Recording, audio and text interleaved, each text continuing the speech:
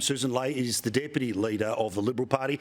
Exactly the same thing I will say about her. There's a lot to get to, and I'm pleased to say she's in the man cave right now. The thing that I'm loving about where you and Peter Dutton are is about cost of living, right? A central poll weeks ago, but you know it with anyone you talk to in your life. 88% of Australians are concerned about cost of living. Everything is worse since the government changed. Everything. Interest rates, inflation, real wage, it's all worse. Yet, the weaponisation of the cost of living issue seemed to be only there as a fulcrum to change the government. The understanding of what regional Australia does is worse than a second grader right now. And this methane stuff today, this is contempt because they don't vote Labor, right? Look, I love walking into the front bar of every town that I represent in rural Australia, Paul, because that's where you get the wisdom, 5 to 6 o'clock every night. And I see fellas who come in for their couple of middies and they just quietly go home. But I also hear the publicans say to me, when their costs go up, when their electricity bill is sitting there unopened on their kitchen windowsill because they know they can't afford to pay it, and they stop coming into the pub for their couple of middies. And it's just one anecdote, but there are many. It's real. There are families who drive long distances to take their kids to sport on Saturday mornings, and they're saying, can we afford to fill up our car? This cost price squeeze for people on low and fixed incomes in rural and regional Australia is profound. And, you know, it's got to be one Australia. It's got to be the city and the country working together.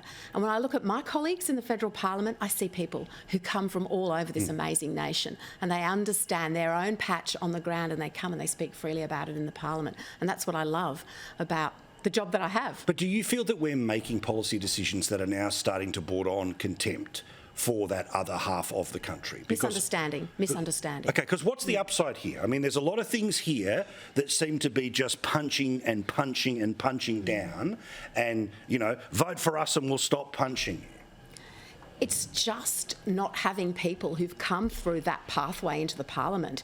I was with a cafe in North Sydney today, Xenos, and you know, they're amazing. They're an icon. They've been there since 1969, father and son. And you know, Pete said to me, we work 25 years, 7 days a week without a holiday. Now, that's the ethos that exists in small businesses in Australia today. But if you don't have people in the parliament, in the current Labor Party, that actually understand that, you're never going to have policies that represent them. Similarly, rural and regional Australia, if you don't have people that have lived a life, that have risked $1 of their own money in a business that maybe didn't succeed, who've gone through the droughts and the heartbreak, you know, who've felt the connection with community that really is the aspiration that we want to tap into as Liberals and Nationals across this country. If you don't have that, then you come up with this appalling hodgepodge that we're seeing today. Well, correct, right? Perfect example. Grand total of number of ministers in the cabinet with small business experience.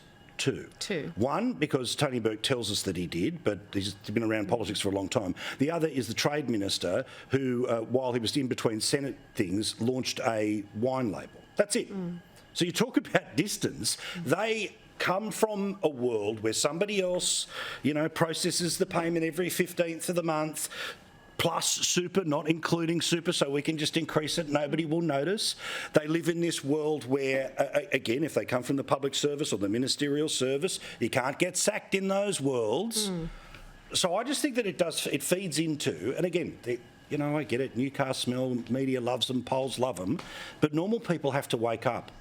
Don't just assume you have to put up with this for the next 9 years because the ABC tells you that they're going to be here forever. We've got a 3-year plan, Paul, and we really mean that. And that's part of what Peter Dutton, I and the team are doing. But I worry about this Labor government, I really do, because unless they get on top of this cost of living crisis, you know, we talk about their broken promise on electricity bills. 97 times before the election, Anthony Albanese said $275 is what your power price would come down by. He hasn't said that word once.